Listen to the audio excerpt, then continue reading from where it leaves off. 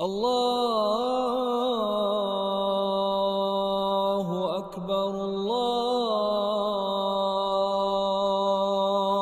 akbar. Біреу келеді де сұрайды: мен қиналып кеттім, пайызға қарыз алсам бола ма? Қазіргі заманда оны келістіріп, ақтап шығып, бір нәрсеге қияс жасап, болдырып жіберсе де болатын жағдайлар бар. Біз ол кісінің жүрегін Алла тәрбиелеп жатқанына назар аударған жоқпыз. Мен Алланың тәрбиесіне араласып кеттім. Ештеңе етпейді дедім оған. Егер ол сол айтқан фәтуамен істеп кете беретін болса, ол Алланы таниды деп ойлайсыз бе? Ол Алланы танымайды. Ол Алланың құдіретімен таныспайды ол ешқашан. Алла Тағала өзінің құдіретімен таныстырғысы келеді құлдарын. Реально, қай заманда болмасын да. Біз сол жерге араласып, Алланың тәрбиесіне араласып бұзып жібердік.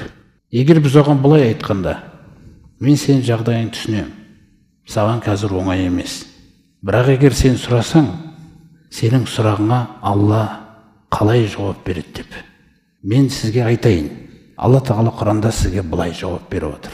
Ол тыңдайды. Тыңдаған кезде бізде көбінесе көңіл қалау, нәпсі қазір менің жағдайыма бір ыңғайлы нәрсе айтылатын шығар деп ойлаймын ғой. Бір мысал ретінде, осы кіріспе ретінде осы жерде. Пайғамбарымыз саллаллаху Ухуд шайқасында соғыс басталған кезде Алла Тағала сондай жол берді пайғамбарымызға кейбір зиянның тиюіне. Мүшриктер келіп қасына дейін жақындаған болып, біреу иығынан ұрып, біреу басынан ұрып.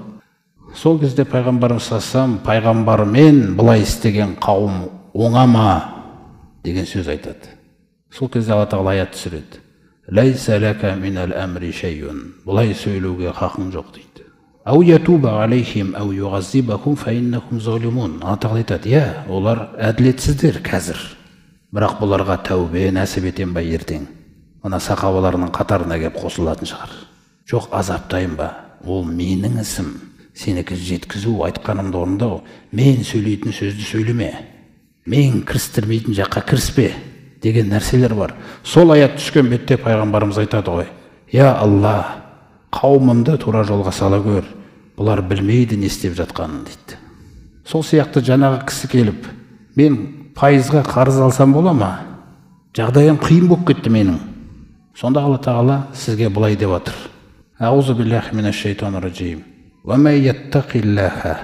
Кім Алладан абайласа, рұқсат етпеген нәрсесіне барудан, біреу рұқсат етіп атса да қорықса, яджғаллаху махраджа. Алла оған сол қиындықтан, тығырықтан шығатын жол тауып береді дейді. Алла адамдар емес, сіз танитын дәулетті адамдар емес. Өшіріп тастаңыз бәрін. Алланың өзімен тікелей істесетін уақыттамыз біз қазір. Біз бос нәрсеге сейіліп жүрген жоқпыз біз. Біз тірі Аллаға сенеміз. Күллі көктер мен жердің билігі өзіне тән. Күллі жүректер оның иелігінде. Мен өзіме берілген 80 жылдық, 60 жылдық ғұмырымда оған тәуекел ете алмасам, оның жаңағы аятына сене алмай кетсем, не қадір бар менде? Менен кейінгі балалар, ұрпақ не болады? Өмірге шағым айтатынды болады ғой ылғи. Кім Алладан абайласа, қорықса, алмаса жаңағы қарызды пайызға, яжғаллаху махраджа, шығатын жол тауып береді дейді. Алла уәдесін берді, ол орындайды. Бірақ менің тәуекелім жете ме соған? Мәселе менде болып тұр. Проблема менің жүрегімде болып тұр. Мен көп нәрсені оқығам діннен дейік.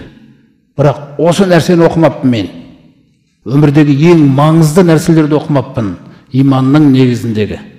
Аяттың соңында айтады: «Ваярзуху мен хайсу ла яхтасиб». Ойламаған, есебінде болмаған жақтан ризық береді дейді. Қорыққан ризығыңды әкеп береді дейді. «Ва иннал абда ла юдрику ма индаллахи илля би таатихи».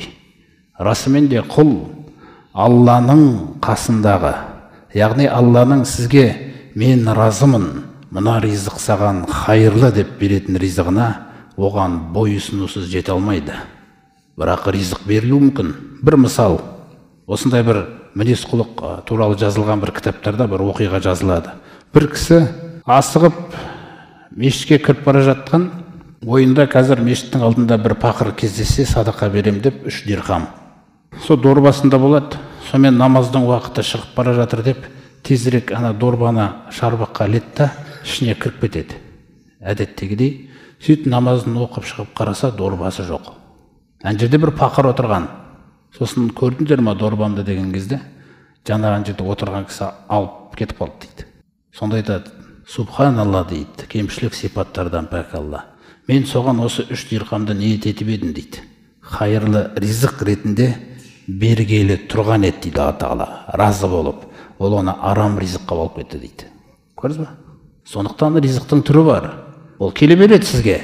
Бірақ Алла разы болмаған хайырсыз ризық, сені пәс қылатын ризық, немесе Алла разы болған хайырлы ризық.